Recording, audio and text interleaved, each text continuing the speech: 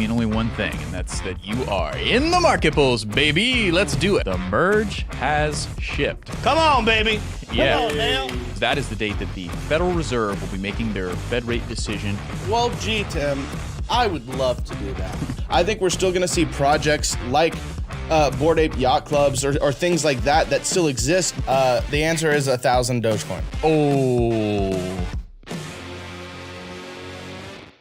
Good morning, everybody. Welcome to another episode of Coffee and Crypto Live. I'm interested. We might need to start a new bet thing on the over-under. Does Tim mess up the introduction segments again? Skipping green names, skipping the right introductions. I'm going to do well today, but keep an eye out for the future. I might mess up again. It'd be interesting to see how chat engages with that. We had a lot to talk about today. Going to be a great show. We got Magic Internet Money joining the show to break down some Bitcoin charts because in case you didn't notice, it's on a little bit of a tear. Actually, we had $683 million outflow from exchanges, which in case you didn't know, that is extremely bullish. More often than not, when we see that level of outflows, that is smart money coming out and going into cold wallets, which means they are going ahead and removing money from exchanges because they're getting ready for money or Bitcoin to go to the upside. That is going to be really interesting. Charles Hoskinson is also in the news, but not for Cardano. He actually has an interesting take about potentially what the future of Bitcoin could look like. You don't want to miss a bit of that. We're going to be talking about that in the market polls. And then if it comes back up, we might talk about it more in our community section. Just in case you guys know, this is day 2 of our new format where the entire first half hour is going to be breaking down not only the market pulse news, but also we're going to be looking at some charts. And because we got Magic Internet Money coming in at 10:30 to talk Bitcoin, we're going to spend more time on altcoins today during the TA section. So stick around for that. And then the last half hour from 11 to 11:30, we will be engaging with chat. We have a new game coming today. Smay, what's the name of that game? Name that coin. Name that coin. Do not miss it. Stay around for the entire show. It's going to be a good one. But I am joined by 2 fantastic co-hosts. I got T-Shroom over here to my right. How you doing this morning, T-Shroom? Real great. Come on. I got Smay over here to my left running the tech. How are you doing this morning? Real Smay? great. Yeah, real great. There we go. We had some problems with the computers. It almost wanted to not let us go live. But Well, and we'll discover more of what that means when we get to the game later. that sounds scary. It is, and I'm terrified. Wow. Wow. Yeah, that's great. Well, I'm not going to make yesterday's mistake where I then say we're about to jump into a market pulse. Instead, I'm going to make sure we hit on the most important part of this entire show, and that is the reading of the green names. Smay, take it away. Well, gee, guys, I got my favorite poncho on to show how much I love reading green names. I might, I'm really getting tired of this boom arm. I might switch to doing handheld all the time, do something like that. But anyways, here we go. We have here some green names. We have Mitch Shaw. We got Justin Eubanks. They're always early. I love them. We got Grain Roofing Incorporated. I'm pretty sure he does flooring, so that's something. Yep. Next here we have That's the same joke you make every single time. we have Tyler Made, Cash of Cats, It's 420 Wood. Who else we got here? We got Crypto Mini Bike, Mike Lowry, and we got some of our blue names: Shannon Sharp, Matt C. Love you guys.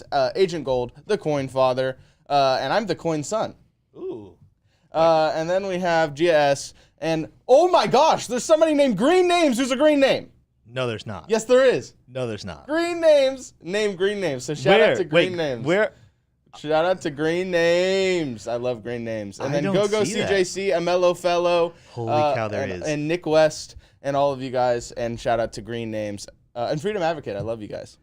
That is super cool. I wonder who changed their name to green names to do that. That is interesting. Also, shout out though. We got to give our shout out. So, first of all, I'm holding the HODL trophy this week. It's really nice, and I with the highest prediction and the fact that Bitcoin is moving right now, I'm feeling better about my prediction today than I did yesterday. Very nice. But shout out to Jennifer Barton, who was our reigning community HODL trophy winner. So if you are watching Jennifer, congratulations. You get a week full of bragging rights because you are the community winner. And again, we're still working on some added perks for weekly winners. Stay tuned to find out more about that. We're about to jump into our market pulse, but before we go there, go ahead and smash the like button if you guys are loving this content. And if you are new here, subscribe to the channel for some really fun and uplifting but really helpful news updates, chart updates, and expert analysis from guests and others on how you can be preparing yourself to make as much money in the crypto space, even at the bottom of a bear market. Wink, wink. This is the time when you actually make the majority of it. You just got to wait till later to see the profits. We're about to jump into this market pulse, but today's market pulse is brought to you guys by MEXC. Now, here's the thing about MEXC. We love them. They are a sponsor here of the channel, and you guys know that we have hesitancies when it comes to exchanges. If you guys have been watching the news, exchanges have been kind of risky. So when we are looking at exchanges to use not only for ourselves, but to recommend for you as users, the number one thing we are looking at is security. And if that is something you're worried about, MEXC has no hacks to this date. It's one of the strongest secure exchanges out there. And this is especially targeted for all of our non-US watchers out there, because this is an exchange that is voted in Asia the #1 exchange out there. If you're worried about security and you want to be able to buy crypto, buy Bitcoin, buy Ethereum, whatever you want, and not have to worry about if that money is going to be hacked or taken away from you, MEXC is the exchange you should be using. There's a link down below, and when you sign up with that link, you get $25 of USDT for free, and you're entered to win $1,000 on top of that. If you do not have it already, go get it today. T-Shroom, with that said, go ahead and take us into our market pulse. Ladies and gentlemen, if you're listening to the sound of my voice, that can mean only one thing, and that's that you are in the market pulse, baby. Let's do it. Gonna start off on my screen at the Fear and Greed Index. The Fear and Greed Index here, it is clocking lower, and so that means deeper into fear, extreme fear to be exact. Yesterday we were up at 24, and this may not be tracking exactly the market that you're feeling. That's because this is a lagging indicator, so it's about a day and a half late, because that's just the way it goes. But still in extreme fear. Moving on to the CME future predicting tool of the federal fund rate there, and which is going to be the Fed's going to have a decision on November 2nd, so next month, not anytime super soon, but 75 basis points has now taken the lead. It was pretty close at the early days of October. Now going a little bit into the thick of October, it's starting to make a decision here, and that decision is 75 basis points. 62% likelihood as of 10 o'clock on October 4th. So we're going to go ahead and move right into the stories. Got a non-crypto headline here for you, an important one. North Korea conducts largest long-range missile test yet over Japan. So not going to go into detail here at all, but it's something that you ought to know about if this is the first news you're hearing about today. This is a pretty big story, and it will likely be followed up on for the rest of the day and rest of the couple days. And it is affecting markets, so make sure you're in the know there. Moving along back into crypto stuffs, Argentina's state-owned energy company moves into crypto mining. So Argentina, the big takeaway here is Argentina taking another big step into crypto here. They said that we started to develop this generation pilot for cryptocurrency mining with the vision of sustainability and business from flare natural gas, which cannot be harnessed during exploration and at the beginning of the production of an oil field.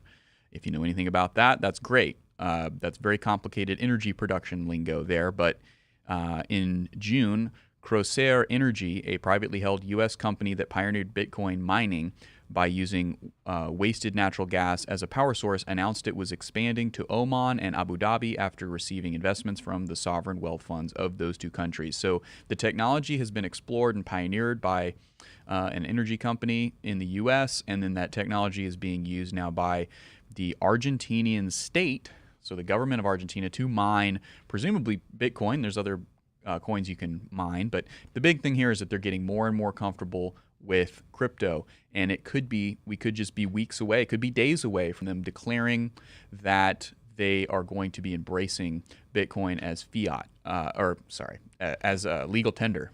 I would hope. A clear distinction there. They're very different things. Yeah, so big news there, because that would be a very big event for Argentina to make Bitcoin legal tender or any crypto legal tender.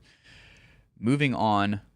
Court has ruled that the CFTC legally served Ooki DAO through HelpBot. So we covered this last week, where Ooki DAO had a paper served to them through the CFTC in a very unconventional way, and a court has ruled that unconventional way was indeed legal. So the Commodity Futures Trading Commission, CFTC, can serve a decentralized autonomous organization, a DAO, through a website, HelpBot, and forum post, a federal court ruled Monday. The CFTC appropriately served Ooki DAO, which it alleges offered illegal leveraged and margined trades without a futures commission merchant designation or know your customer program on September 22nd, 2022. So, this doesn't really, it's not going to have ramifications in the market, but why is this significant? I think this is significant because the CFTC is taking the lead here. It's not the SEC serving Ooki DAO, right? And whether or not you think Ooki DAO should have the rights to do what they did is another question. The real important thing here is that the CFTC is taking the lead with this legal action, and more to come on that. Payment giants MasterCard has launched cryptocurrency anti-fraud tool for card issuers. So MasterCard taking a bigger step here into the crypto space, powered by this interesting company, CipherTrace, the crypto sleuth company MasterCard acquired last year. The tool uses sophisticated artificial intelligence algorithms and data from public blockchains to determine the risk of crime associated with crypto exchanges connected to the payment network.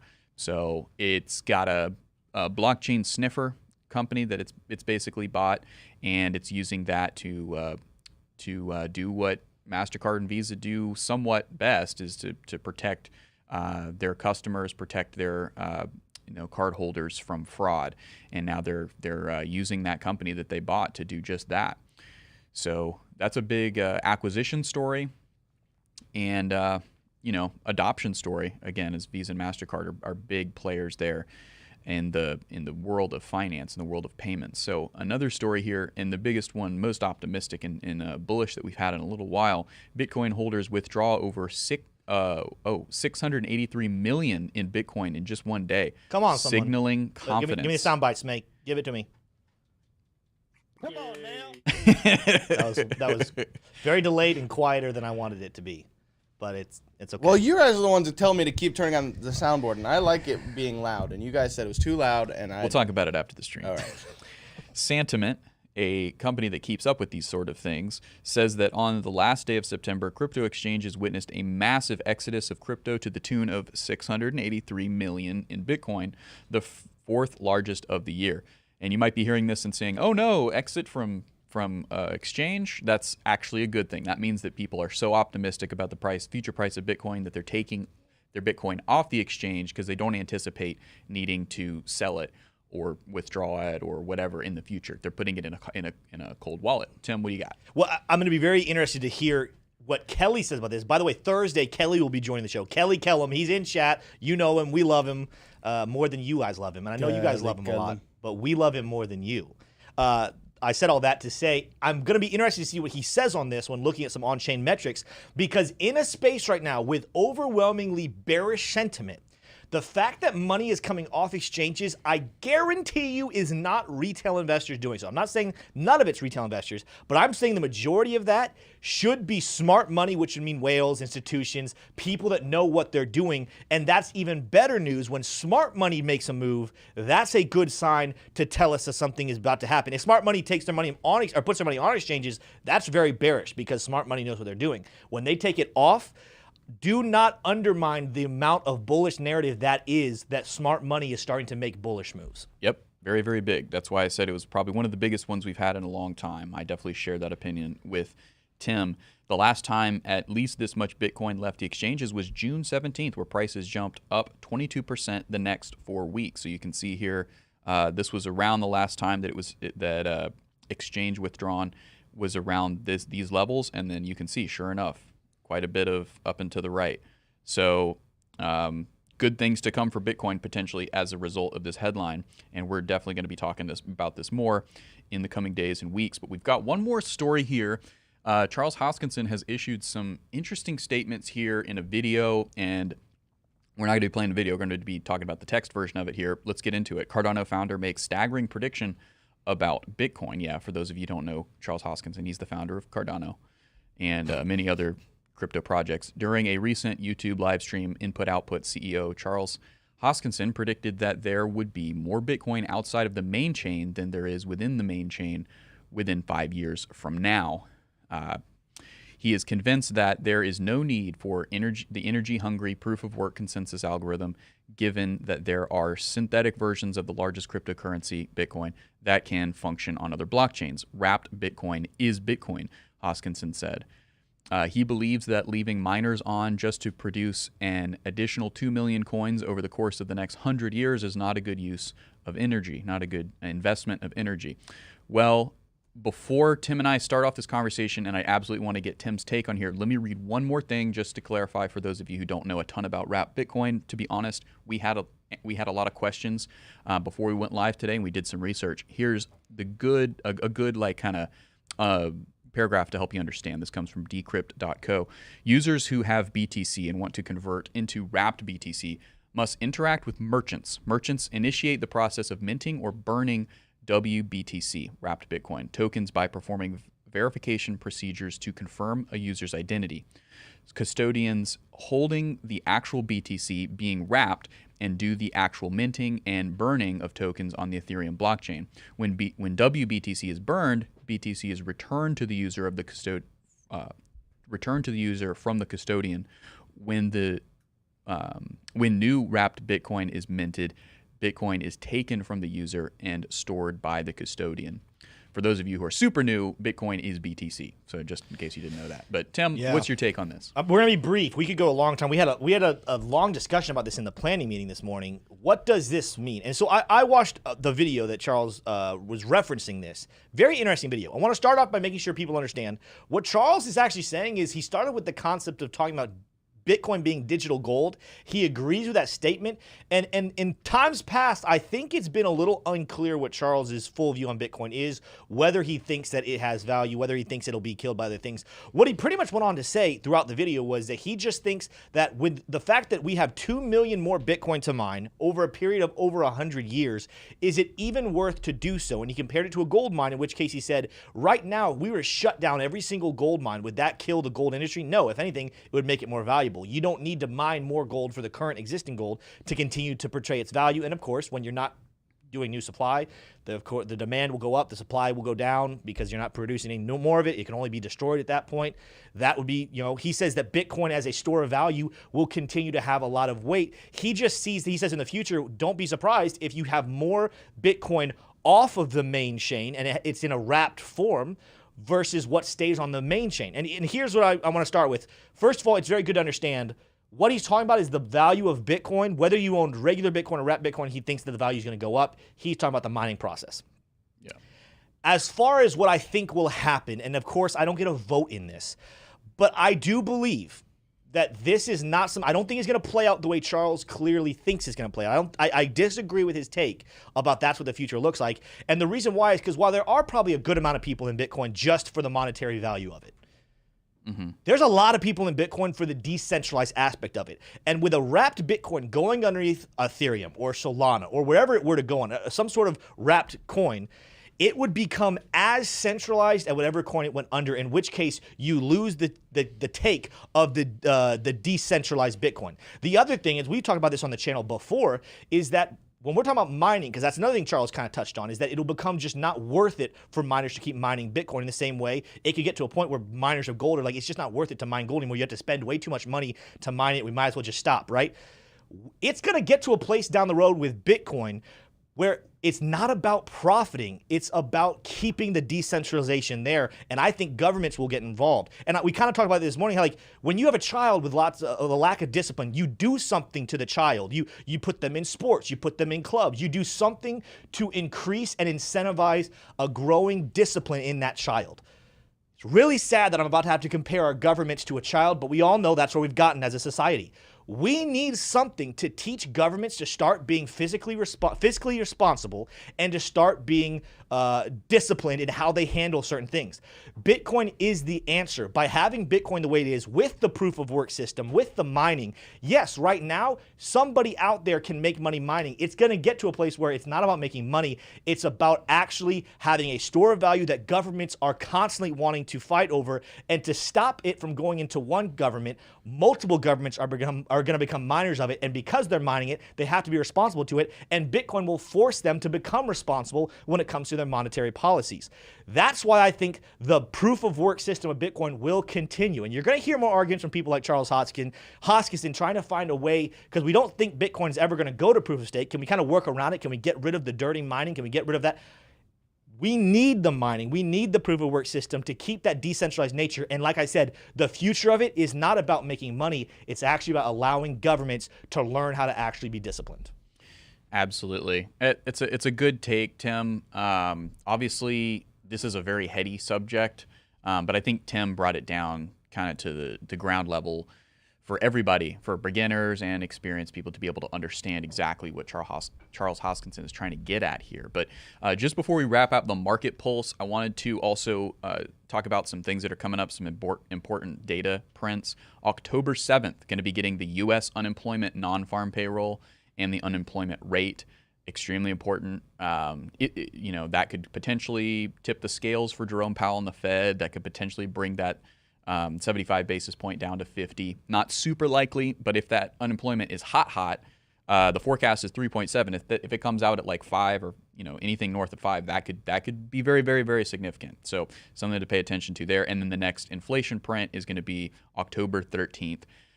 So there you go. Those are your big dates, economic dates that are upcoming.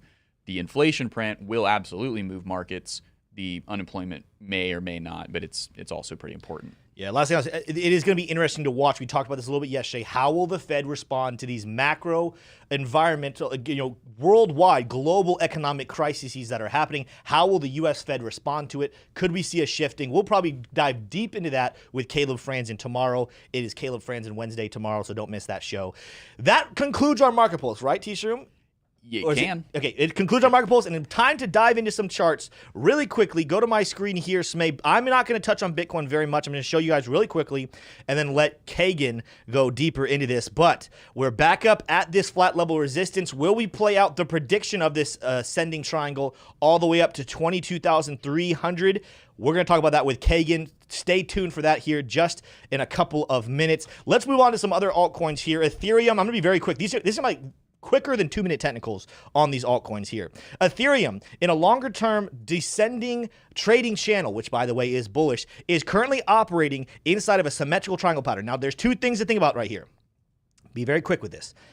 Symmetrical triangle patterns that form after bearish movement traditionally break to the downside. Now, it's not like 80%, 90%. It's more like 60, 65%. So that means there's a higher probability, or there's a more of a probability we can get a bullish breakout, and we're right now sitting at that level of resistance. What I find very interesting, all of my technical analysts out there, if I showed you guys the opening of this symmetrical triangle pattern and moved it over to the breakout, look at where it takes us perfectly back to the level of descending resistance at the top of that descending trading channel. Watch for Ethereum potentially with this bullish action to maybe make it towards 1,600, maybe stopping a little short of it though, around 1,589. That is what the technicals are showing on Ethereum. Let's keep moving though and look at some other altcoins as well. Cardano is continuing to decide, does it want to break out of its falling wedge pattern? Now, I said yesterday that I gave this a prediction of 47.30. I don't know if I said it on the show. I said it on Twitter yesterday. I went back and revisited this, and actually the real number we should be looking at for a breakout is back up to its descending level of resistance in a descending triangle. So that's not as bullish of an outlook future for Cardano, but it's actually closer to 49 cents. 49.3 cents is a potential spot that Cardano could rally, and I do that by doing the opening of the falling wedge, extrapolating over to the breakout point. That is what gives us a 49-cent prediction. We talked about this in office hours this morning. You might want to maybe take a little bit of profit if we see a 47, maybe like a 25% profit on a trade, and then wait to see what happens around 49 cents. Of course, what could happen though with Cardano's fundamentals is we could end up breaking above this, coming back down to test that support. So this is where it gets really interesting. Make sure you have your HODL portfolio and your trading portfolio. Trading portfolios should be looking at 47 cents and 49 cents as places take profit. HODL portfolios just continue to HODL and DCA and continue to acquire, because whether Cardano jumps up within the next couple of days or months, when we're talking years and macro outlook, Cardano has a very, very long way to go to the upside. Let's go check on XRP. Couple interesting things happening here on XRP. First of all, we broke bullish out of this falling wedge here a couple days ago, in which case we played the prediction absolutely perfectly, coming back up to 50 cents. Now what working inside is a symmetrical triangle pattern. But remember how I told you back when we were looking at Ethereum, symmetrical triangle patterns that come in bearish usually break bearish. Well, the same thing is on the opposite side. When you're going bullish into a symmetrical triangle pattern, more often than not, you break bullish. It does look like XRP is breaking that way. So let's really quickly look at a prediction for XRP. Where could we get to with price action? That's going to take us all the way up to the breakout point of a price above descending levels of resistance and flat levels of resistance, all the way up to potentially 66 cents. Now, that's a little rich. Again, we have some resistance sticking between us and that point, but using the symmetrical triangle pattern breakout call, that is the level to keep an eye on. When you're looking at this, zooming out, XRP, I've been following this for a while now, has been in its own little descending trading channel. So is this potentially the time that it can break it? Also, that flat level of former support that we broke below, is that going to be reused as resistance? Keep your eyes on what's happening on XRP around 60 cents. But right now, there is a potential chance, again, keyword potential, that XRP can mount a rally as high as 66 cents before we need to kind of reevaluate what is going on there. Make sure to keep your eyes on XRP. How much time do we got? We got 5 minutes left. I think I can keep moving through a lot of altcoins. We're covering a lot of ground today, and I know I might not cover everyone's altcoin they want to, but these are the ones I hear the masses talk about a lot and that I'm following a good amount, so let's continue and cover these ones right here. The next one is Polkadot. I know you guys love Polkadot, and then it was been a while since we've done technical analysis on them, because you guys can see from my screen, the last thing I had up here was this $6 prediction, which sure enough ended up making it. We broke down to $6 with the bearish position. Now the question is, can Polkadot end up rallying? Let me go back out to daily chart here really quickly. And I know I'm kind of speed rushing this, but I hope you guys are staying with me. Great. For a very, very long time, Polkadot has been in a falling wedge. All right, now I'm about to do some very, very macro TA right here. Do not say, well, Tim says that this is about to happen within the next 2 weeks, and then be disappointed when it doesn't happen. I'm talking about probably over the next year or next bull run, a level to keep an eye on when it comes to DOT.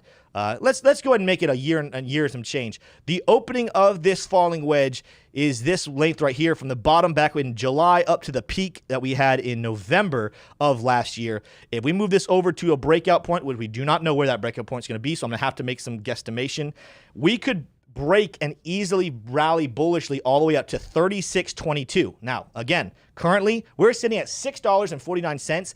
That is a ridiculous prediction to make right now. I fully understand that. What I'm talking about is very, very, very macro on DOT. That is something to keep your eyes on as we're getting to the end of this falling wedge pattern we've been in ever since, again, back in July of 2021. Zooming in, though, let's look at some more shorter time frame stuff. I'm spending a little more time here on DOT because I know you guys love it. You guys know that we love it. We need to be doing more technical analysis on it more frequently, but I got to stick with what I got here. Let's look here at some volume, fixed range volume profile. Let's go back to the beginning of July. I'll track the last 2 quarters in a couple of days because we just started quarter 3. I guess it's just 1 quarter, and just 1 quarter and then a couple days here. Some key points to look at. We reconquered the most valuable spot on the entire chart where the most money has exchanged in the last quarter, around $6.33.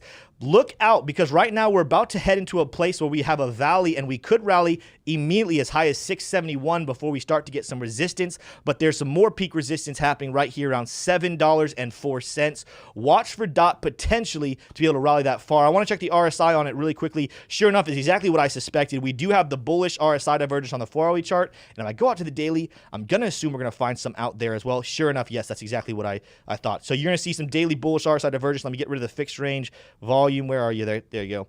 If you guys are wondering what I'm talking about, look at what we have going on. If we were to go all the way back to here, we're having the bottom kind of be or flat. We're continuing to have the RSI climb up, but in that same timeline, obviously, you're seeing the price continue to drop down low.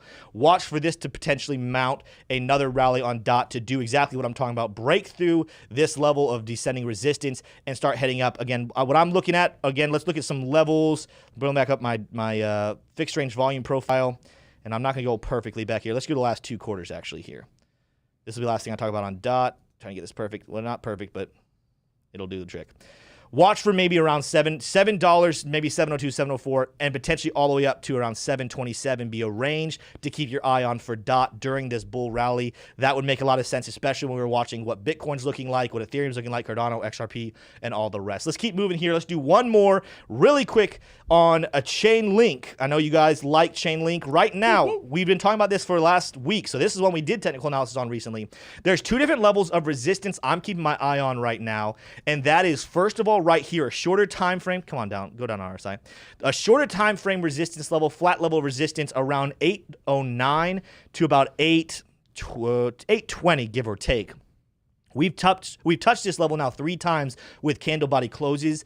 It's about time we break through it. If we cannot, watch us maybe fall back down to this blue line and continue this ascending triangle. The next level on a more macro outlook, though, is watching the price action of $9.40. Can we break up above this flat level, go ahead and break in this ascending triangle to the upside, and then continue to play out this ascending triangle back here? Timeline, this would make a lot of sense for Link to go ahead and rally up, hit this level one more time, come back down, test a higher level of support, and then down the road, we have our bullish breakout on Link. So all of you guys who are out there, what does Link call themselves, May? It's like Link Army or something? Link, It's the Link Marines. the Link Marines. There we Shout go. I out to forgot the my Link military Marines. branch. Shout out to the Link Marines. There is a lot Is of it good the stuff Link happening. Air Force? The Link Navy? It's not I don't know. the Link National Guard. Where's the crickets? That one, it didn't land. But that is all we have for some altcoin TA. Again, if we have time in the community section, we might be able to do some more, because I do have some charts a little bit on Atom, Matic, and VeChain that are interesting. But if I don't cover them today, look forward to covering those tomorrow. I will prioritize those in the technical analysis section. It is time to move on to our guest of the day, and that is Magic Internet Money, also known as Kagan. Let's go ahead and bring him on. How are you doing this morning, Kagan? Hey, man, I'm doing great. How are you doing? Dude, I'm doing fantastic. I cannot wait to break into the Bitcoin charts because, when I made the prediction a couple days ago, I even kind of second-guessed myself. I'm looking at the charts. I was looking at Bitcoin sitting at the lower $19,000 levels, and I'm like, well, this is formally everything we need to get back up above 21,000, start heading closer towards 22. But there's always that hesitancy. There's always that, am I wrong? Am I looking at something wrong? Am I not taking in all the data? And this is just something, you second guess yourself, but you always come back to the same thing. Trust your technical analysis, prepare for the worst, but trust the technical analysis and prepare for the best as well. What are your thoughts about what you're seeing happen on Bitcoin right now?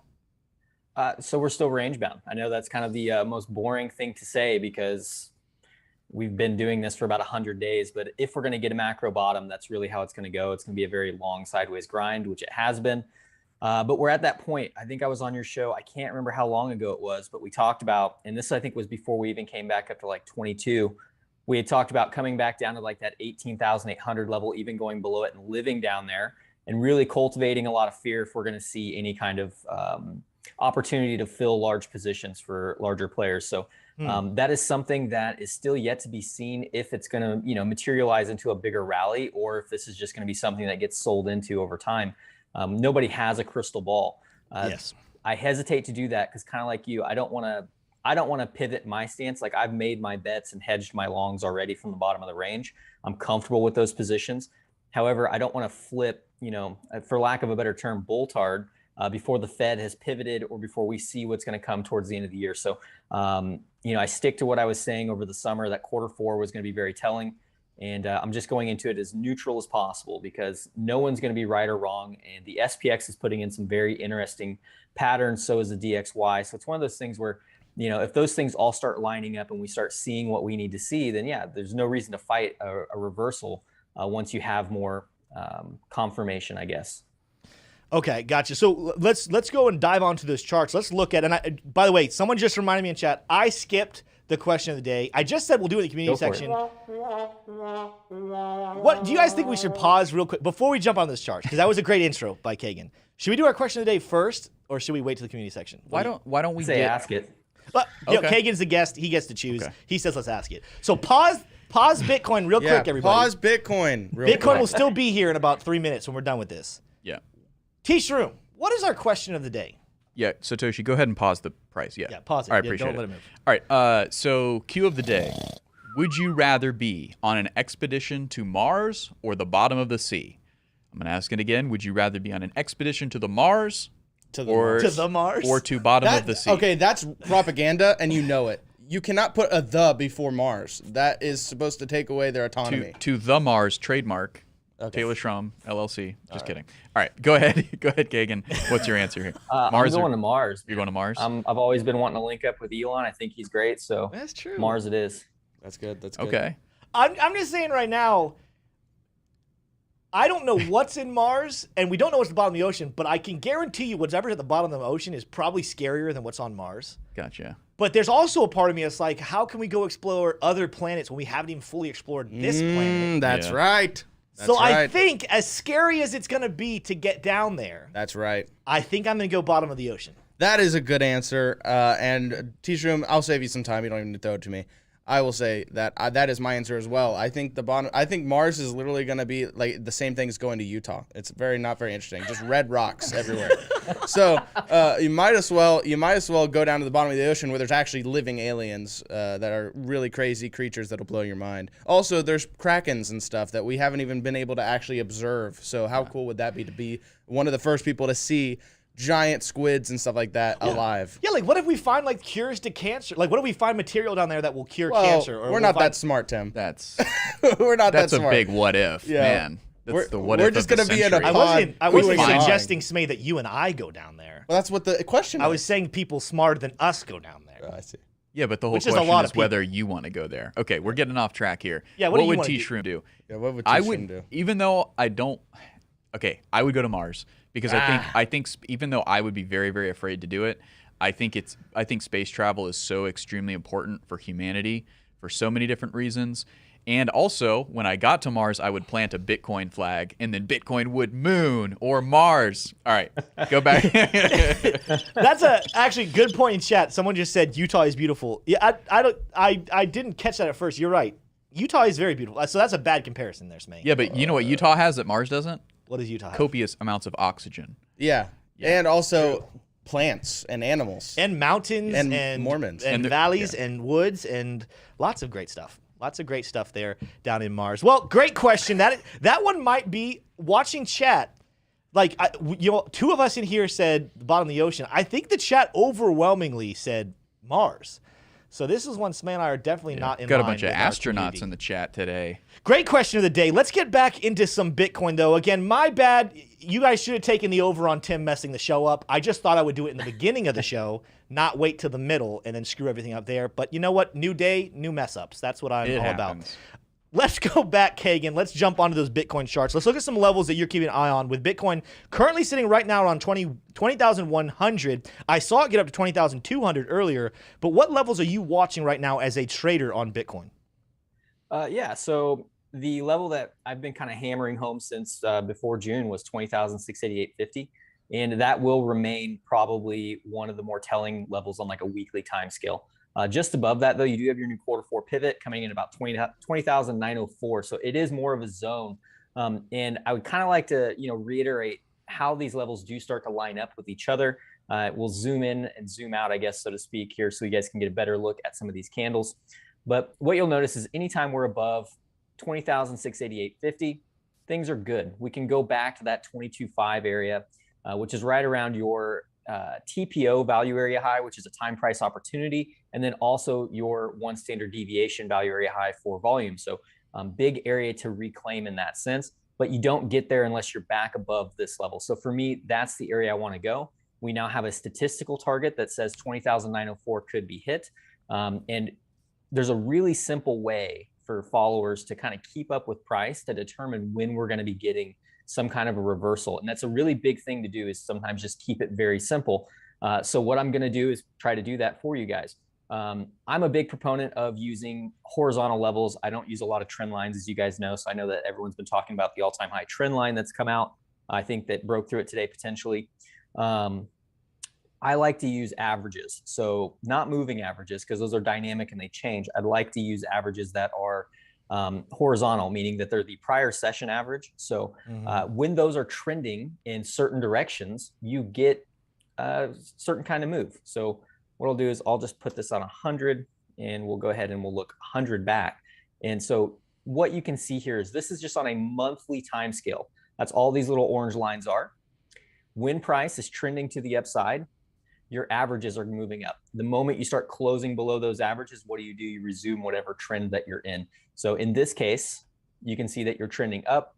You close down here. You have to know that until you close back above this level, which ended up almost being our exact high, that the averages are saying, kind of like Heikin-Ashi candles almost, saying you're going to be trending lower over time. And so we're still waiting to get some kind of reversal in terms of a monthly average or even weekly averages. So for me, if we start closing back above, I believe this is what, 21.5 on a monthly average scale, then yeah, I'll be looking to scale this up probably to attempt a range breakout, once we get that. So that range breakout for me then goes all the way up to those like 28K levels. But until we start seeing things like this materialize on the chart on like a medium to high time frame, I hesitate to get too overly bullish just yet, especially when you do view the pivots in the market right now are still fairly undecided. You've got a chance here if you want to be bullish. Like, it gave you a very nice opportunity to either A, make some money on a trade, or B, get into the market again here at the lows, which oftentimes people are too scared to do on like a confirmation low, which the last real confirmation low we had on a situation like that was all the way back over here. You can see that this was your confirmation low, and a lot of people were really fearful in this area. So if we are getting a similar, type of aspect, I want to see something as basic and easy as saying, okay, price is average over, the week and the month is starting to trend upwards, meaning that the trend has probably changed too. So, you could very easily see that on like a higher low standard, but now math is also telling us, just basic math, telling us that, yeah, price is trending to the upside because the averages. That is kind of, I use that because a lot of times with moving averages, the slopes don't generally move as quickly, especially on like a weekly or a monthly. And the slope of a moving average is generally the most important thing. So I prefer just to use the horizontals in that case. Going over to the SPX, I am going to kind of throw you a curveball. So I've been charting out the SPX pretty heavily over the past few months because it is very, very correlated. So what you'll notice is I've gone ahead and marked the 2021 open and the 2021 low. So this has been an area of support that I've had marked out for quite some time, and that you've come down into it, you've actually deviated it, taken these lows, made new lows, and now you're trying to come back in and hold this as support. So this would be a big area. And if I saw you using the quarterly, use that as a term for your volume profile earlier, you could do the same thing. We just closed quarter 3 for all markets, and you're trying to get back into that quarter 3 value area. So for me, holding this level between 37.64 and 36.62 is going to be absolutely key. Main reason being is if you go back in time and you take a look at what we've got going on here, I track things, as you know, from everything from time-based to structure-based. This is a little bit of both. This is going to be your time-based range in terms of a 2-year timeline, because this is about when the structure is begun up here at this top. So if you looked at one standard deviation of volume of this, you would say, man, once we lost the quarter 1 low here, especially on like a monthly basis, we'll get rid of our quarterly real quick. You can see what happened.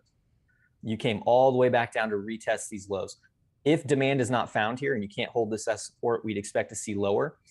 There are a few things that I put it in my folder as fun because I'm not a huge patterns guy, but I do like harmonics. Yeah. This one came in slightly quicker. So this is actually a bullish reversal pattern. These are fairly powerful because you get really high extensions on these. And so what I mean by that is you're looking at the 1618, okay, expansion right here, almost perfectly to the T, and then the 2-spot expansion as well. And so that is B to C. You've got a 2 expansion to the downside, and then you've got a 1618 here of your X to A.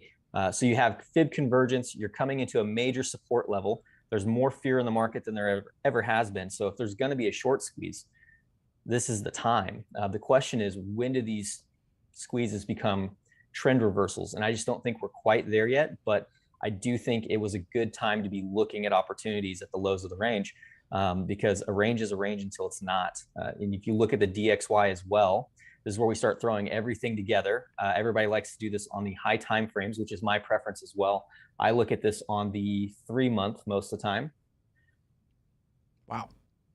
That's a very high. I sometimes, when it comes to UK again, when you say high time frame, sometimes my brain starts to revert to like the hourly and 4 hourly, because I know you're so good with those smaller time. I'm glad to see 3 month. There we go. That is a very big time frame. So this was my target for the DXY from our break above. So I ran this as a gone fan, essentially looking for bullishness. As you can see, these are fairly well respected coming in, and now we're coming up to our fan here and our overall target. And that's just going off of like a logarithmic range expansion. So we're just using the percentage points at that point.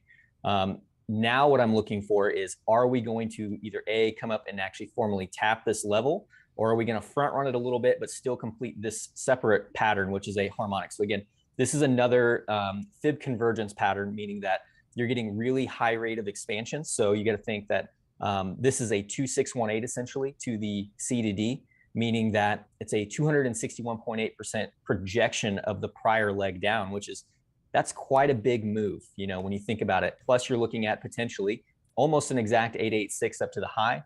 This would be considered a bearish bat pattern, meaning that it would be a reversal pattern for the downside. These can also be bullish. They're just flipped upside down.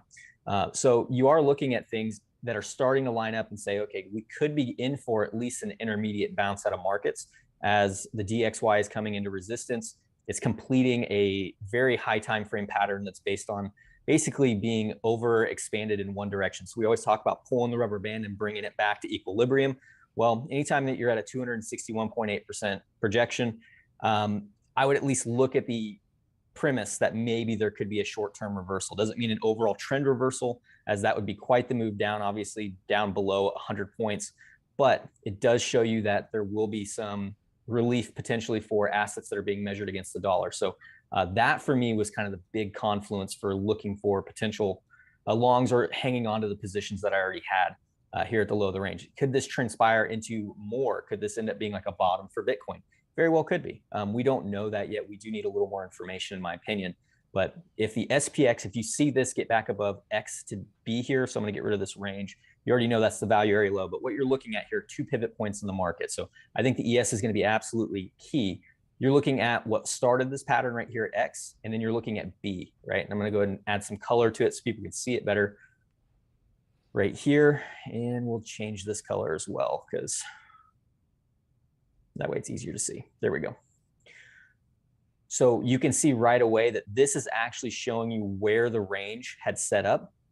And so this is going to be a really important inflection point. And then when you bring in volume profile, as we like to do, you can also see that your value area low. So until the SPX is basically above 4114 on a closing basis, high time frame, not much has really changed. And if you lose this area of support, it's going to come down to probably 32.3605 into 31.11123 would be my next targets for that. And that would probably transpire in a leg down on Bitcoin. But for right now, the opportunity and the TA said we should be looking for longs. So longs it is. And if Bitcoin starts reversing things on like an average base, then I'm looking to take advantage. So, you know, you can't be biased in this market, because if you're too biased, eventually it gets you. You know, that's just how it is. There's always going to be that time where you're wrong. So yeah, I think super cool stuff there. Kagan, I'm trying to think of how to phrase it. It's a complicated question, but I think you'll be able to answer it pretty easily. You know, this is something that I don't know if I've ever seen two people necessarily have the exact same strategy, and we urge every single one of our viewers to continue to do their own research, decide for themselves. The whole purpose of helping people accomplish financial sovereignty. Financial sovereignty does not mean I just make all the trades and the same advice that all these influencers make. Financial sovereignty is I control my money. I have control over it. But people have asked a lot, how do you know, especially you, Kagan, because you do a lot more intraday trading than I do. How do you know when you're looking at some of these levels where to take profit and what percentage it takes? So for example, you know, if you enter into a long position, what levels are you looking at, and what are you looking for in the market to take profit at all? And are you looking at 25% profit, 10% profit, 50% profit? What goes into your trading technique to know where to take profit and how much of it to take, and to hold on for maybe another upside with a percentage of your trade? So this does come down to fundamentally just sitting down with yourself. And I always tell, like, this is my journal. I have a handwritten journal. You know, I'm one of those guys. I'm a little old school. Every day I sit down and I think, what is the purpose of this trade? What's the purpose of my trading today? So today I actually have already taken 3 trades. I've taken 3 wins. I just closed the last one before popping on here. I closed a scalp short. And the whole point of that trade at the time was right here, basically just looking at this as a tool that we use. And all I'm doing is I'm just projecting price, looking for when it's overextended, then using order flow to find an entry. And then I'm just taking it down to my session point of control.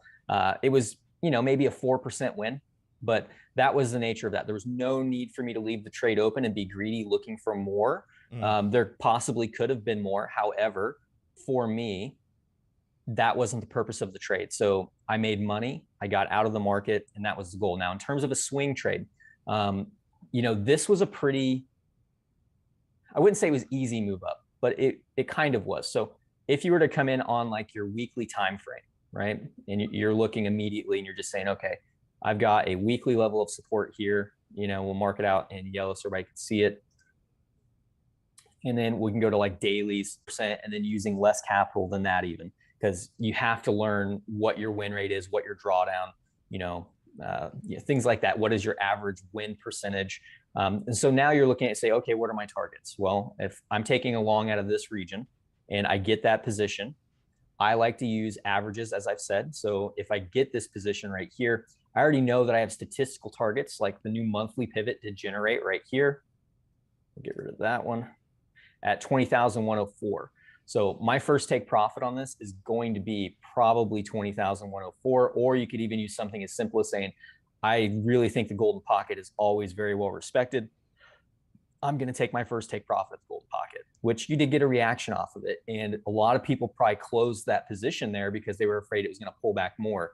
And so that's kind of where you come in, and you have to be what I would like to call organized. There's your weekly pivots here. So your averages from the prior week. So now we're going into the lower time frames to confirm our higher time frame bias. So I'm just saying, okay, if I'm going to get my monthly average, where's my weekly average at? Well, it's right here. We pulled back off the gold pocket here. We've left these completely untouched. So if you're worried about moving your stop loss up, you now know that if we lose these weekly pivots, your trade's probably invalid, and you're going to come back and maybe retest some of these lows and either get a secondary entry, or you're going to be waiting for price to do something that's going to give you a good trade, an edge. So yeah, that's all you're doing. It's a matter of just kind of being somewhat organized, sticking to tools that you're comfortable with. For me, the reason I really like using something like this, like these aren't the end all be all. They're actually not meant to be support or resistance, but they give you an average of the prior session, which is something that you can then work off of. Just like the VWAP. The VWAP is just the average of, the volume multiplied by essentially the real-time pivot. So the average of price multiplied by volume equals your VWAP. And it's just a moving average like any other. It's not meant to be support. It's not meant to be resistance. It's only to let you know that, okay, the average buyer has deemed that this is the average fair price. We've reached it. So if you were in a short, that's your first take profit. If you're in a long, it's a take profit. But it's not really meant to be something that you're supposed to be longing or shorting all the time. If you have other confluences with it, it can work out really, really well when you get back to those levels. However, by itself, they're just metrics to gauge. So this isn't meant to be resistance. However, this is a big take profit for me, because I know that if we can't get back above this level and start holding this average from last month as support, why would I be looking for upside when prices return to the prior session average and buyers weren't present enough because they didn't think that Bitcoin was worth enough to auction it higher? In which case it'll seek out the nearest demand, right? And so again, it comes down to, where's my next invalidation? Again, weekly pivots for me, probably still pretty key. You hang on to those, you can still make this move up there. If you start breaking down from here though, yeah, you're going to challenge 19,045 and 18,805. And just looking at the chart, you can see what happens if you lose that area. You don't want too much on the chart. But when it comes to reading a range, you just have to ask yourself, what's the purpose of my trade? Am I trying to long this to the Q4 at 20,904? Am I looking for the highs of the range here? Because you have other targets up there. Because if you claim 20,688 and 20,904, there are further. So you do have to sit down with yourself and kind of figure out what your risk tolerance is, journal, write about these things. Even if you guys are just passively investing or passively trading, you're only trading 3 or 4 times a month, maybe even less than that. It doesn't hurt to sit down and go through your emotions on paper and say, okay, this is why I took the trade. I can't believe I exited early. I would have made so much money if I just didn't do that. Why did I do that? Where was I right? Where was I wrong? Where did price come back to? And then just kind of like, you put the pieces of the puzzle together. And a lot of people don't realize that becoming a profitable trader, like on an intraday basis especially, it can take, the average is like 3 to 4 years. I mean, it's a long time. And the main reason is I think people get in their own heads. They trade too much. or they exit trades too soon, so their winners aren't big enough to cover their losses, because everyone will lose trades. You have to think about that. So you want your winners to be good, but you want your losses to be small, and that's a big thing a lot of people struggle with. So it's a tough question. It's going to be different for everyone. I will say that it will be different for everyone. I always tell people, get in a routine. That's the biggest thing. Like, I put down what time I wake up on that journal. I'm not gonna lie, it's a little OCD, but like, I wake up in the morning. What time did I get out of bed? What time did I wake up? And then what time did I get out of bed? That's actually two separate entries for me. And then I go through my morning routine. I don't even look at the charts when I get up at 5. I walk my dog. I make sure that I've got coffee. I read for like 30 minutes. Sometimes it's a trading book. Sometimes it's just for, leisure. And then I hop on the charts. I feel good. And it's like a reward at that point. And you can't go into trading with this mentality of like, I have to be at my computer. I got to be watching it all the time. Because we've talked about this. That's no way to live. There is no financial sovereignty in that. You're then just a slave to your computer and to the price. And you're probably checking your phone in the middle of the night. You're not sleeping well. That's all I would say is it comes down to very basic habit building, and once you have that under control, this stuff becomes a lot easier. Your mind's a little clearer, Hope Great. that makes sense. No, that was a great answer. I got one more follow-up one for you, because again, the reason I love having you on is your trading expertise, and you're coming in, some medium time frames, larger time frames, smaller time frames, looking at trade opportunities based off the charts. My last question for you, as an investor though, you put a lot of emphasis in trading. How much of your portfolio do you leave? And maybe you don't have to give an exact percentage, or maybe you can just give some wisdom to investors out there.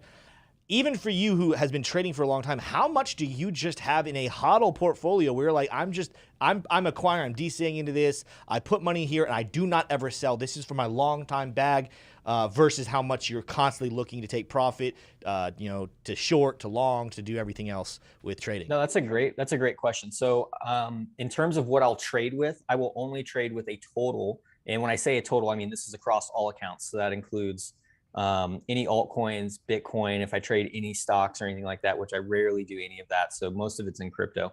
But I try not to trade with more than 20% total of my capital.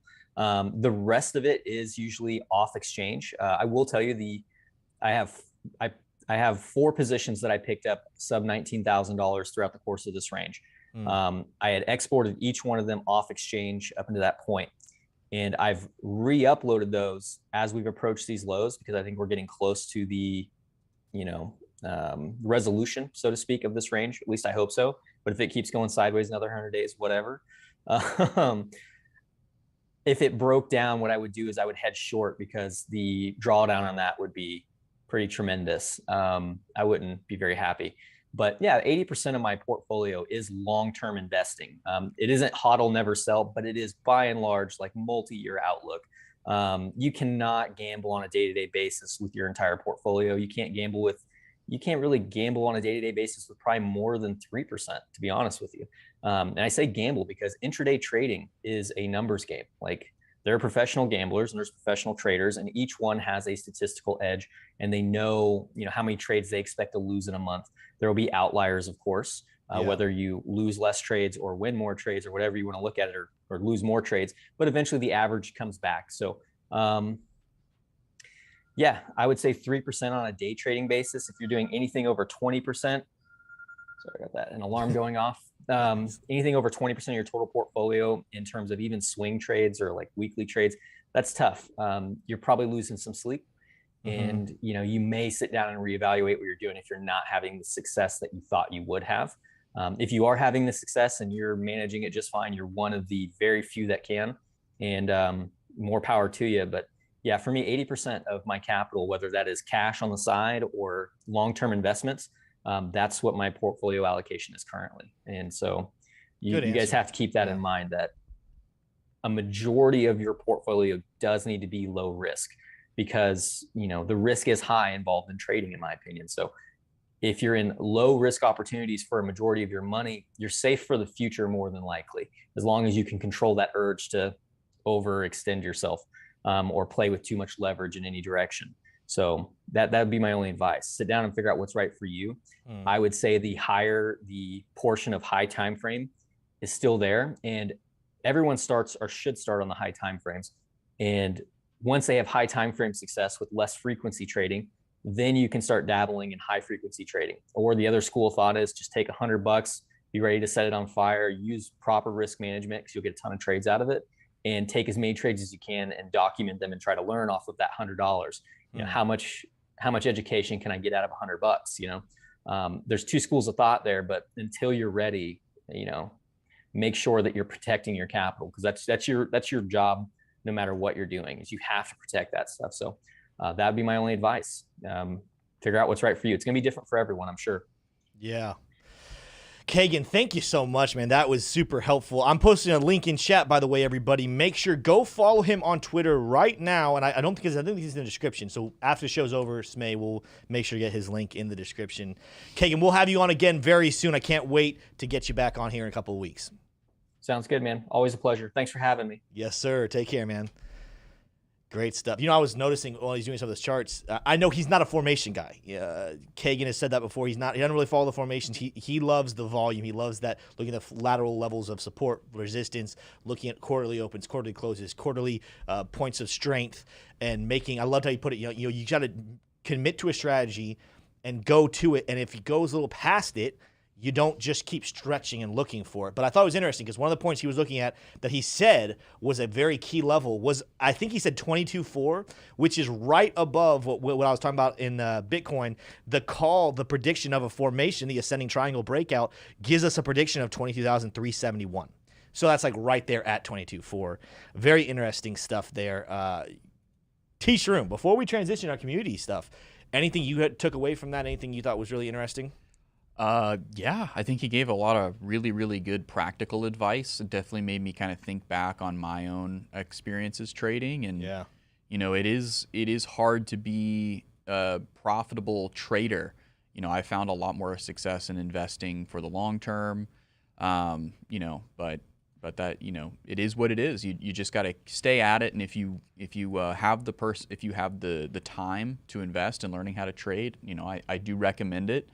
Definitely, very strongly, because it can bring a lot of financial sovereignty to your life, you know, but you do need to take stock of if you are ready now. And if not, that's okay. You know, you find another source of income and circle back on trading later on, all the while tuning into channels like this to try and keep your attention and keep your interest in trading and in crypto, obviously. So. Yeah, and something that I learned a very long time ago, or not long time ago, I mean here within the last year and some change, but it was very big to me at the time that I loved he pointed out there was sometimes you got to know when it's time to just walk away. There's a temptation with a lot of newer traders, beginning traders, to think, well, they do some math in the head. It's like, well, if I can make X percentage every week or every day, then I can make this much money by the end of the year. And then what they do is they find themselves trapped. This is what happened to me. I found myself trapped into thinking I have to do X amount of trades per day, per week. And if I don't, then I'll fail. And then you find yourself entering into some really terrible trades where it really wasn't what you wanted it to be, but you tried to force your way in. And that's not the way to do it either. With experience, you'll learn how to take advantage of every single opportunity. But one of the greatest things you can do is know how to walk away and say, this isn't the one I want to enter. Or even better, I'm going to take profit on this trade. Even though there's a chance it goes higher, I'm going to go ahead and just take profit here. This was my plan. If it goes higher, it goes higher. That's fine. I'm going to still walk away profitable. Great guest there. I love having Kagan on. Let's go ahead and answer some super chats. I know I saw a couple. I mean, I at least saw one. I know. Yeah, I was going to say, you keep saying that, and there's only one. You know, it's called wishful thinking, Smay. Yeah. And so it's okay. I have to say, I love what you said there about, you need to know when to walk away. So, right now is a moment where we need to walk away from that previous segment and walk into this new segment. All right, so what I'm going to go ahead and do is I'm going to go ahead and read this one super chat we have. And it's from Green Names, actually. Green Names says, you guys are doing a great job. Thanks for your insights. Hope Jebb as well. Yeah, again, people have been asking about Jebb. Jebb's doing his life. Again, I told you guys, not that I talk to Jebb every single day, so I don't know everything he's going on.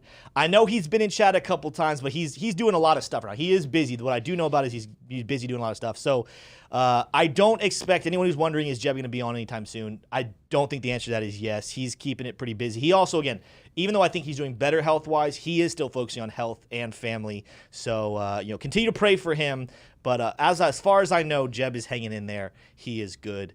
Before we move into, we're about to go into, that was all the chat we have from Super Chats. We'll continue to watch and monitor chat for some good questions.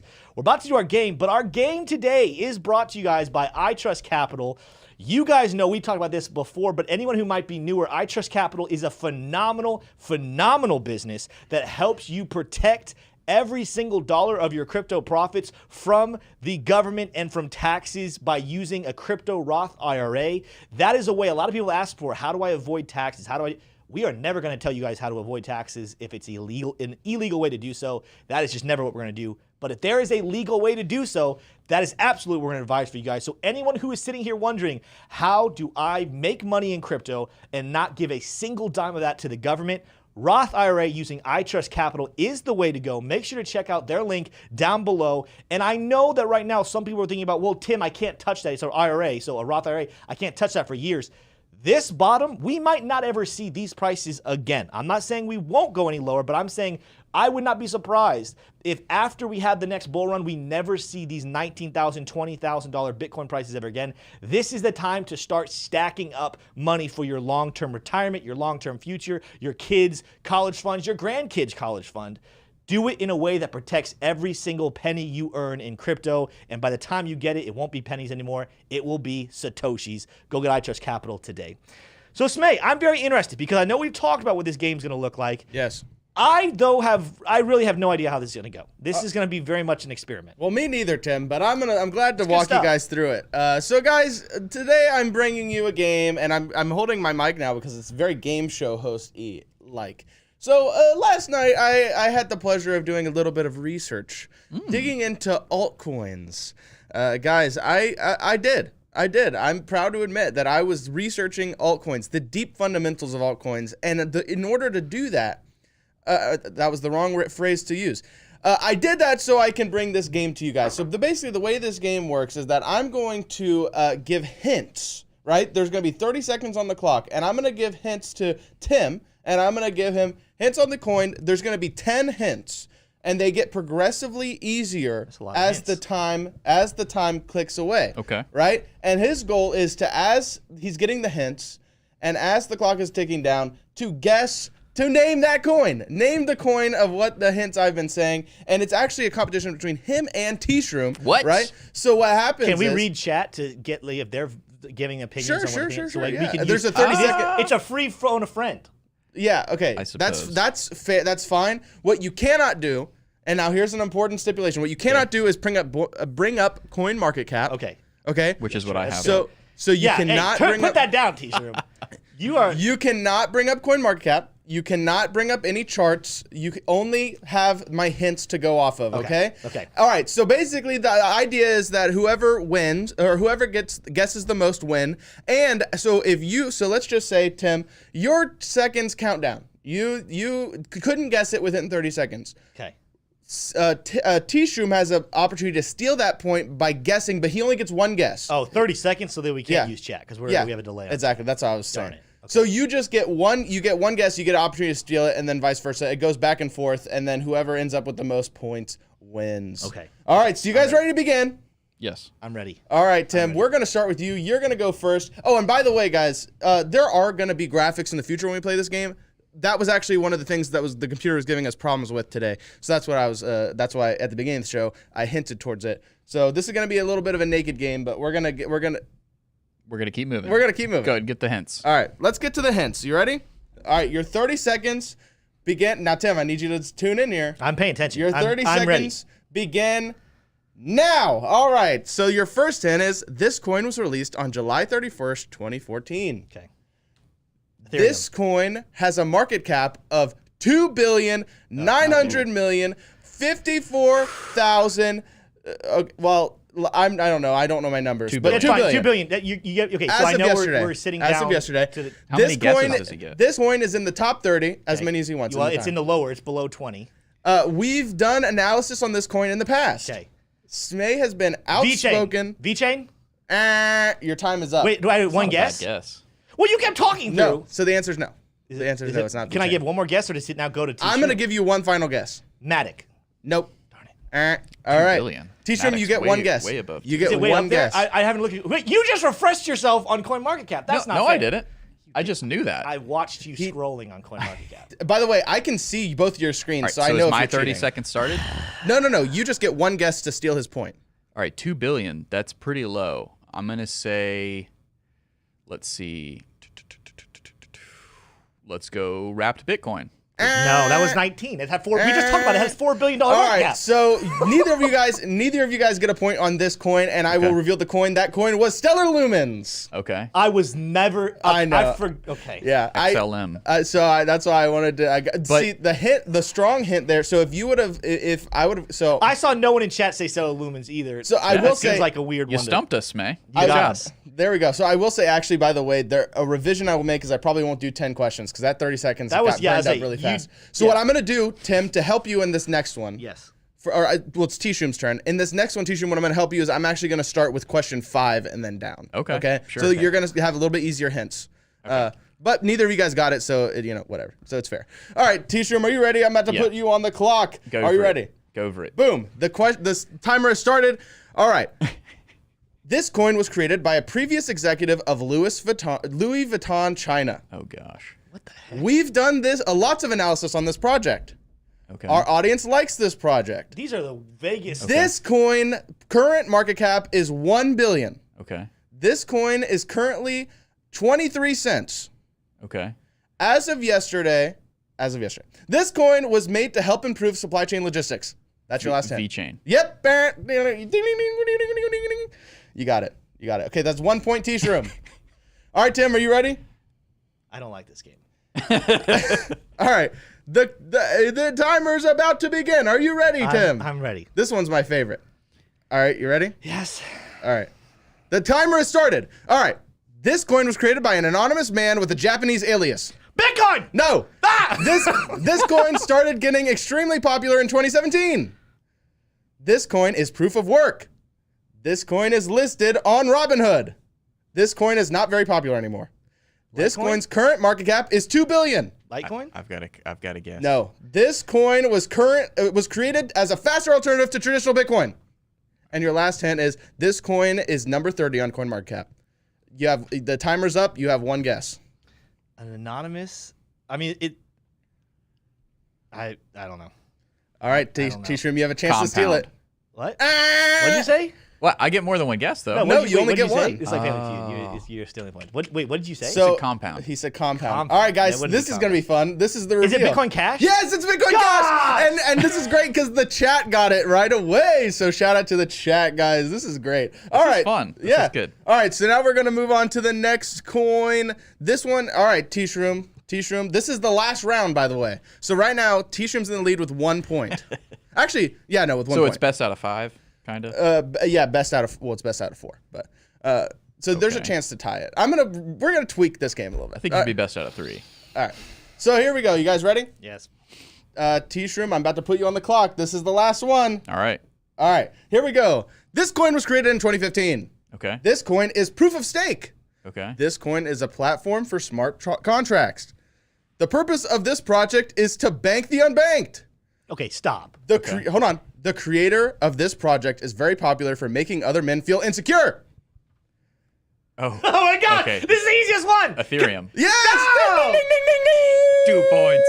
And you had 5 seconds to spare. Let's go, Let's baby. go. All right, T-Shroom, that I have to say, for the first time we've ever played, you did really well, and you won with 2 I just want to points. start off by saying Makes other men feel insecure. I really.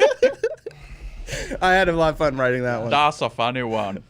Cool. Gosh. So I get the HODL trophy now? How was I gonna? Okay? Bitcoin Cash. I'll give you one. I can't. Like literally, as soon as my time was over, I was like the last one was like Bitcoin Cash. So I'll take the loss on that one. Yeah. Why was I gonna guess Stellar Lumens? Oh my gosh. Stellar I Lumens- don't think that the questions were. I feel like the ones you asked him were so easier. actually, here's the. I will give you this, Tim. I will give you this. I complaining. started. So I should have started with the last 5 questions because just so you know, I guarantee you would have guessed it because the last 5 questions are this. Smay has been very outspoken about how much he hates this project.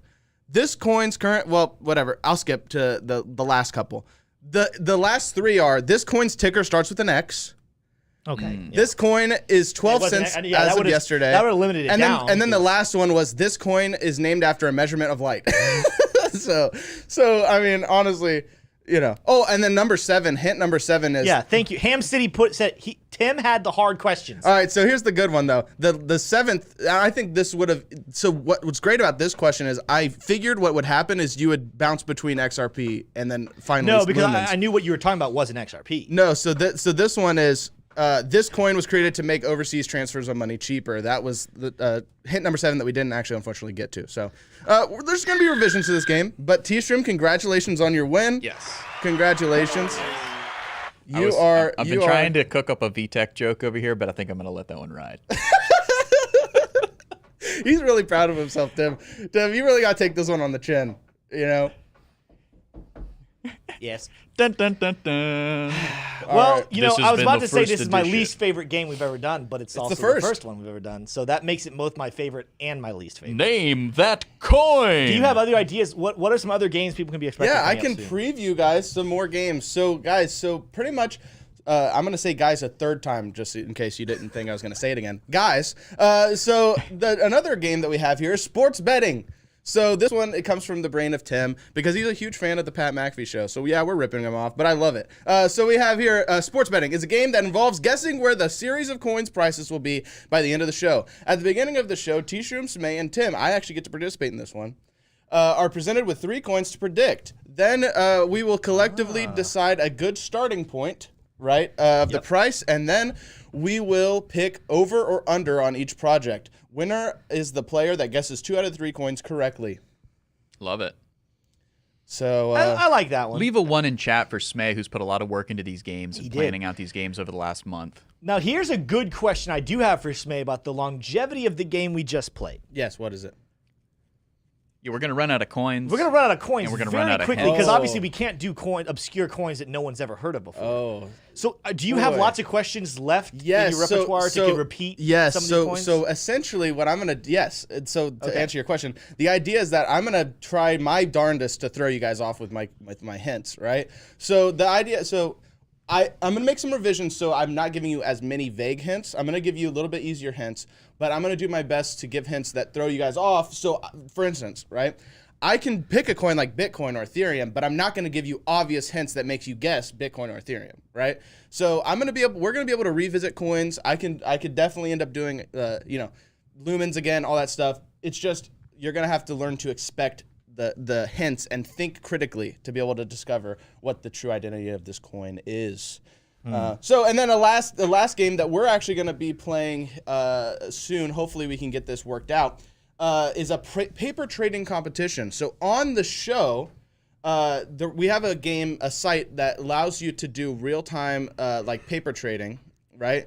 And essentially, what we're going to do is have Tim and T-Shroom, basically, we're going to have both their screens up on the screen at the same time, and they're going to have 5 to 10 minutes to go head-to-head in a paper trading race. And once the time is up, the player with the most profit wins. So cool. Yeah, some fun games going on. Yeah, so these are some fun games. I'm excited to get them going and rolled out for you guys. But look forward tomorrow for our first iteration of sports betting.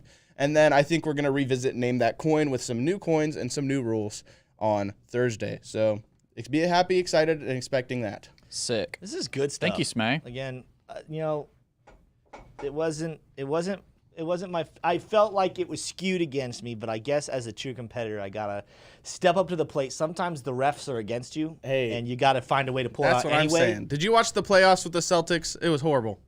I did watch it. I just thought that they were the second best team.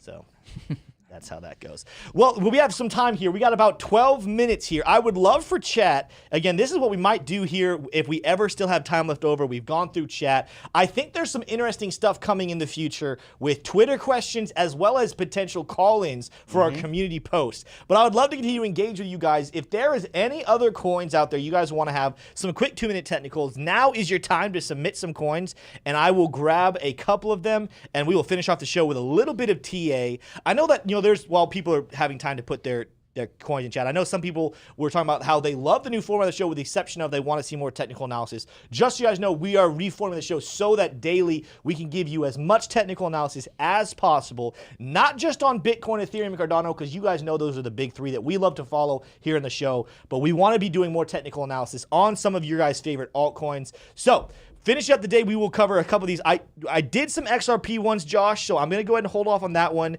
Did I do Matic, or was Matic one that I left? Can I chime I in left while people are putting coins in the chats? I do want to say one thing that you guys can do to help us and help this show, and so show your support for the show, is to provide more ideas for games. And your ideas for games, your ideas for coins for Name That Coin, all of those things would be most helpful, so please send that my way at Smay Nakamoto on Twitter. Guys, tweet at me all the ideas you have, and you'll probably end up in the game and get a little bit of credit for coming up with the idea. Ooh. So guys, this is gonna be great. Also, another thing that I eventually want to do, so this is a little tease, a brew that was brewing, is that I want to eventually, when we implement a call-in system, have you guys be able to play Name That Coin as well with us. So that is something to look forward to. Yeah. So be excited. I'm telling you, be excited. So Crypto Set Guy, known Tim anti-hero. I mean, he's not even anti-hero. He is the enemy of Tim. He just wants to do nothing but give Tim a hard time. Suggest, I'm just gonna let you know I'm not doing this. But he said, how about I name a price for Bitcoin is 6 months out, and if I win, Tim has to shave. That's not happening. But that is interesting. That is an interesting What if you concept. just shave your mustache and go Amish like me? I do not want to do that. That'd be either. so great. That would be very weird. Great. All right, Tim. All right. So, T-Shirt, I have the power to mute you, so don't bully me anymore. Let's see here. I definitely saw some Matic. So I'm going to start with Matic, and I'm going to move on and do some others as well. So let's go over here. Go to my screen here, Smay, and let's look at Matic. I'm not on the daily chart, but let me zoom in really quickly on the 4-hourly chart. Something very interesting that I was noticing this morning when I was reviewing it. So first of all, we were in an ascending wedge, which normally, a rising wedge, normally these break to the downside, but we actually ended up breaking through resistance. And it's really hard to see, so I might need to can they see, do you think, that red line right there? Let me see if I can make it a little thicker. Yeah, make it thicker. A little thicker. I'm getting thicker. This the reason it's thin is because I used the Ray machine. But if you go in all the way, the Ray line. I don't know what I'm saying Ray there. machine. The Ray machine. If you go all the way back here to a former level of resistance back in December of 21, yes, we broke through it, and we actually ended up using it for a little bit of time as support, and then it's been turned back into resistance. You guys, we tested it back here in February. We tested it right here in March. We tested it here in August, again in September, and now my question is, with this bullish breakout, are we heading back to it? If I zoom back into the 4-hourly chart, you're going to see that would give us a price level roughly somewhere around 87, 88 cents. Now, you guys saw that I was on the daily chart. I had some volume, fixed range volume profile put up there. Let's go look at that and look at some key levels that are coming up on the charts. Right now, we find ourselves in this little kind of like crevice on the fixed range volume profile. But if you go up, look at where the next peak is sitting at. It's sitting at that 88 cents, 87 cent region. So there's two different things right there kind of calling for that price to come back. Let's go even a little further, though. Let's pull up our Fibonacci retracement tool. And let's go from this peak we had back here in September all the way down to the bottom here with this is still both these for September. But right now, looking at that same exact price level, the 0.786, if the bulls can continue to rally, the 0.786 level is a third one calling for potentially a place that you should be taking profit on Matic. Currently, right now, we are dealing with the golden pocket. So I will say, if anyone is in a trade and you wanted to at least take a percentage of profit, if you entered a trade back here on Matic because you were excited about its future, it is sitting at a place where it could face a little bit of resistance right now between 83 and 84 cents in that golden pocket. But if the bulls continue to break through, which I do believe they would, when we're looking at these other altcoins and we're looking at Bitcoin, there looks like there's a lot of bullish momentum coming into the space. Watch out for that 87 cent, 88 cent region on Matic to be a great place to take some profit. Let's look at the chart. You can go off my screen now. Let's go back to the chat and see did you see anything else, Smay, that people were suggesting? I saw some chats. Good. So somebody said, what were you just doing TA on just now? That was Matic. Matic. Yeah. Okay. So perfect. Because I was gonna say somebody was saying Matic. Well, that's good. So that just goes to show how they were saying in tune to the charts I am. Yeah. So I see H bar. Let me see. Here's a good one. Why don't you review some of the coins we did on Name That Coin? XLM. Look at XLM. VeChain. We haven't looked at XLM in so long. XLM. We haven't looked at XLM in so long. XLM, yeah, I'll do it. I don't like XLM. I mean, me neither. Also, Bitcoin Cash would be a fun one, but... All right, let's start out here on the daily chart. Now, I have not done technical analysis on XLM for a while, noticing the last time I did it, more than likely what I was looking at back in April, I would say. Yeah, probably. dude, it's More so than long likely ago. April. It's funny because this line, now I'm going to draw this out, it continued to be significant. This is why in technical analysis, you sometimes want to keep these lines on your radars. What this line ended up actually doing is becoming resistance once again here in August. We broke through it. We used the resistance again a couple times. It broke through it, and now it's being used as support. So that line that went, what's its origin, I wonder? I think I drew this back when we had kind of a symmetrical triangle pattern kind of going. We broke bearish. It goes all the way back to the May of 2021 date back here when XLM was all the way up at, what is the peak here? About 76 cents, give or take. But I'm going to go ahead and let's examine this one here. I'm going to go and take this one down because it's not going to help me. I want to just explore what is happening on XLM here recently. The first thing I can tell you right now, there's a nice little zone popping up. I don't even have to pull up any other charts right here. This zone right here is kind of, actually I'm going to use a box right here. There's probably this box right here. This is kind of serving, I did not grab the right tool. Come on now. Come now, TradingView. Stick with me on this one. There's a little zone of resistance kind of forming right here. So this is the first thing. And then, of course, it's very easy to see the zone down here as well, where I'm going to probably be able to make it a little thinner. But there's a zone of support. This is giving us a sideways trading channel at the moment. So this is really not necessarily a very bullish or bearish coin. It's kind of now starting to range in this bottom section. Let's take a look at what's happening out in the daily chart with our RSI. RSI is still climbing. Nothing special happening right here. There's not necessarily developing any bullish or bearish. This is a continuation. So watch potentially. We could maybe close up a little higher, have a little rally along with the rest of the space, but set ourselves up for some bearish RSI divergence out here on the daily chart. Nothing necessarily special happening there. Let's check the MACD, see if it's any different. Nope, not really much different at all. There's some bullish momentum happening, but nothing special happening there. Let's look at our fixed range volume profile, see if it's telling us anything of significance. Let's go back to the opening of Q2, which was April 1st. I'll go ahead and look at this whole range. Let's look at some key places for trades to happen. We are above and using that level, the keyest, the most important level, the keyest. I almost said the keyest. The most important level of volume at around 11 cents right here. So that is a good sign. And of course, this range, before I even pulled this up, I could have told you this was how it's going to be. Look at how my range kind of fixed all the volume in this. There is a chance, if we're going to talk about bullish narrative, there's a chance we could range as high as 15 cents before then you kind of make a decision. All right, do the bears gain some more control to send it back down, or can the bulls push through, in which case there's just very little resistance all the way up to 17 cents, potentially even pushing up closer towards these ranges of 20 cents we were at back in April of this year. But I think a more realistic expectation for XLM, it does not have the same bullish narratives that some of the other coins have had, and I think that there's a chance that what you end up finding is one more resistance level here in this range, and we continue to trade in this strong range. Here's another thing to think about with XLM. XLM is a competitor of Terra Luma. It's a competitor of XRP. Guess what's doing really well right now? XRP. So this is another thing. When XRP suffers, you're going to see Stellar Luma potentially have a little bit more success, and vice versa, because XRP is doing so well. And so people who like that kind of coin, they're probably putting their money into XRP, not into XLM, and therefore it's not as productive and as bullish as what we're seeing happen with XRP over here. And of course, you guys see that range. Look, XRP was in a little range of its own. It is broken up bullish and is now working towards those higher levels.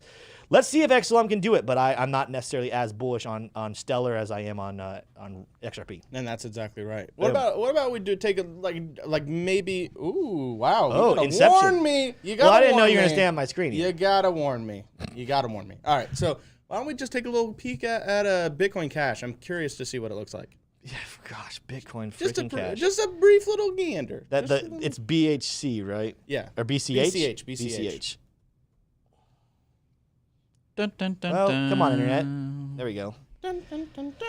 Let's take a look here. I'm actually fairly confident I have never done technical analysis on Bitcoin Cash. So It looks great. The chart looks great. there, I can tell you right now, my chart vision, this is looking like a symmetrical triangle pattern. So let's go ahead and draw those levels right there. Actually, I'm going to go ahead and use my triangle effect, but I'm kind of thinking I can go from here down to here and then kind of balance this out. Yep. So here we go. We have a symmetrical triangle pattern kind of forming here. Just to make it look a little prettier, I'll stretch it out to this. This is one, again, we talked about earlier. It is looking like we're going to flip this and go bullish on Bitcoin Cash. Traditionally, these break to the downside. But if we were to talk about this, there's that level right there. Let's look at this. Let's just make a prediction here if this were to break out. This is the ultimate bullish prediction. I do not say that. I don't think this is necessarily going to happen, but this could come all the way up to about That's exactly right.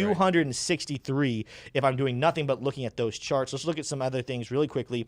You also got a symmetrical triangle pattern forming on the RSI, which forms, there's no bullish or bearish RSI divergence forming right there on the daily chart. Let's look at some volume, some fixed range volume. That'll be my last thing. Maybe I'll look at Fibonacci for a quick second, and then we'll wrap up today's stream. Going back, let's go back to April. Let's, we've been doing April a lot this year. Let's look at April again. Where are we? Right there. Spread this out.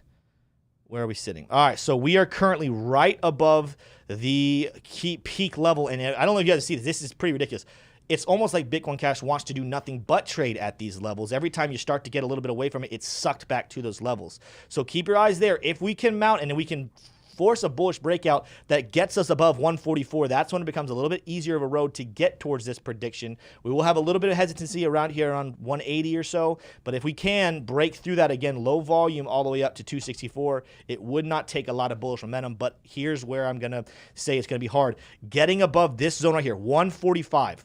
I think there's going to be a lot of work bulls have to do to get away from this peak volume point right here at 118 and get above 145 before we can start talking about getting all the way up into the 200s, let alone 262.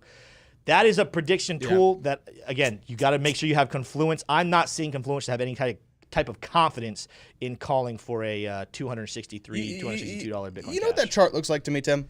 What's that? It looks like I'm about to YOLO all my life savings into it. That's what it looks like. So I just want to put that out there, that I am now going to be the key supporter. And T-Stream, I dare you to make fun of my voice crack just then. I didn't hear it.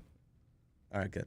But if I did, I would have laughed hysterically. So what I'm saying is, guys, my joke about buying a bunch of VCH now has been ruined by my own devices. So I'm just gonna send it back over to Tim to shut this show down. We're gonna let him shut this show down.